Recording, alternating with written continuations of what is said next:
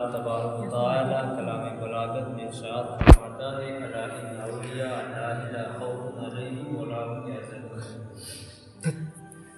اللہ کا فرمان عالی شان ہے۔ کلام کریم میں اللہ رب العزت اپنے محبوب بندوں کے بارے میں ارشاد فرماتا ہے بے شک جہاں کہیں پر میرے بندے موجود ہوتے ہیں وہاں پر اللہ کی رحمت نازل ہوتی ہے۔ سبحان اللہ۔ قرآن شریف میں ہے الا ان اولیاء اللہ لا خوف علیہم ولا هم يحزنون، بے شک اللہ کے ولیوں کو نہ کوئی خوف ہے نہ کوئی غم۔ آج خواجہ غریب نواز رضی اللہ تعالیٰ عنہ کی چھٹی شریف منائی جا رہی ہے۔ آج چاند کی 6 تاریخ ہو چکی ہے۔ ہند الولی عطائے رسول سرکار غریب نواز رضی اللہ تعالیٰ عنہ یہ ہند کے سلطان ہیں اور ہندوستان میں جتنے اولیاء کرام موجود ہیں سب کے سلطان ہیں۔ ہم جس کی چھٹی شریف مناتے ہیں غریب نواز رضی اللہ تعالیٰ عنہ کا واقعہ، ان کی سوان حیات اگر پڑھا جائے تو آپ سنجر کے رہنے والے ہیں۔ آپ بچپن ہی سے مخلصانہ زندگی گزارنا آپ پسند فرماتے تھے۔ حضرات گرامی، سرکار غریب نواز رضی اللہ تعالیٰ عنہ جب آپ بڑے ہو جاتے ہیں حج کرنے کے لیے مدینہ طیبہ جاتے ہیں، مکہ شریف میں حج کرنے کے بعد آپ مسجد قباء میں آرام فرماتے ہیں اور آرام فرمانے کے بعد آپ عبادت میں مشغول ہو جاتے ہیں۔ حج کی ادائیگی کے بعد بارگاہ رسالت معاذ سے آپ کا بلاوا آتا ہے۔ اللہ کے نبی صلی اللہ علیہ وسلم نے آپ کو بلاوا بھیجا، کہا جاؤ معین کو بلا لاؤ۔ وہاں پر بہت سارے معین موجود تھے، سب کھڑے ہو گئے، سب حضور کی بارگاہ میں حاضر ہو جاتے ہیں۔ اللہ کے نبی نے کہا اے لوگوں، میں نے ان معین کو نہیں بلایا بلکہ معین الدین کو بلایا، جو دین کا معین ہے۔ سرکار غریب نواز خوش ہو جاتے ہیں، بارگاہ نبوی میں حاضر ہو کر عرض گزار ہوتے ہیں۔ اللہ کے نبی ارشاد فرماتے ہیں اے معین الدین، تم اجمیر جا کر دین کا پرچم بلند کرو، ہندوستان میں جاؤ، اجمیر کی دھرتی پر سے اسلام کا پرچم بلند کرو۔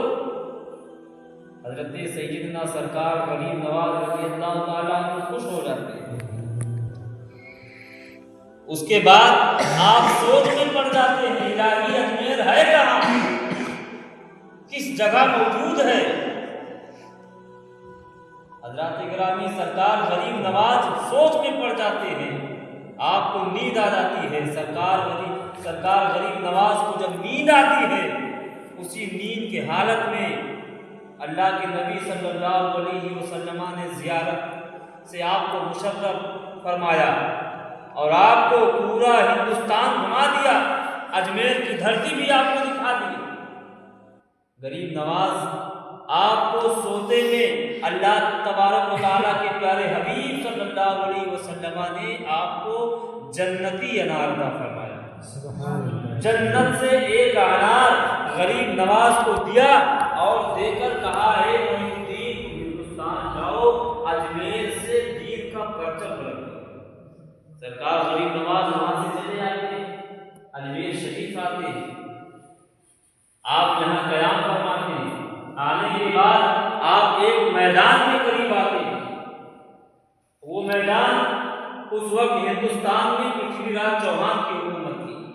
آپ ایک گھنے پیڑ کے نیچے 40 اپنے ہمراہ ساتھیوں کو لے کر پیڑ کے نیچے नीचे आराम फरमाने लगते हैं। वह कहीं से पृथ्वीराज चौहान के मुलाजिम आते हैं। आने के बाद जब देखते हैं कि पेड़ के नीचे वसी मैदान में एक अल्लाह का बुजुर्ग बंदा बैठा हुआ है, आप आकर कहते हैं कि यहाँ से हट जाओ, यहाँ पर पृथ्वीराज चौहान के ऊँट बैठते हैं। सरकार गरीब नवाज ने कहा, भाई यहाँ मैदान बहुत बड़ा है, राजा के ऊँट कहीं भी बैठ सकते हैं। लेकिन मुलाजिम ने कहा, नहीं आप जाओ, अगर नहीं जाते तो डंडे और लाठी का सहारा लेना पड़ेगा। हज़रत गिरामी गरीब नवाज अपने 40 निर्देशों को उठाकर कहते हैं, भाई चलो कहीं दूर जाकर कयाम करते हैं। अब आप सोचें, गरीब नवाज ने जब वहां से उठा और उनके मुलाजिमों से कहा, आज मैं उठकर मैं चला जाता हूँ, लेकिन राजा के ऊँट बैठते हैं तो बैठे। हज़रत गिरामी सरकार गरीब नवाज आना सागर के करीब जाते हैं।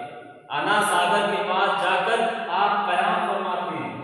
इधर सुबह का वक्त होता है, राजा के मुलाजिमों ने आया, तमाम लोगों ने आए, ऊँट को उठाया। ऊँट उठने के लिए तैयार न थे, ऊँट जमीन से चिपक गए थे।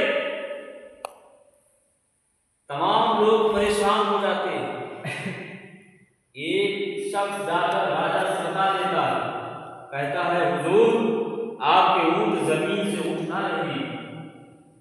राजा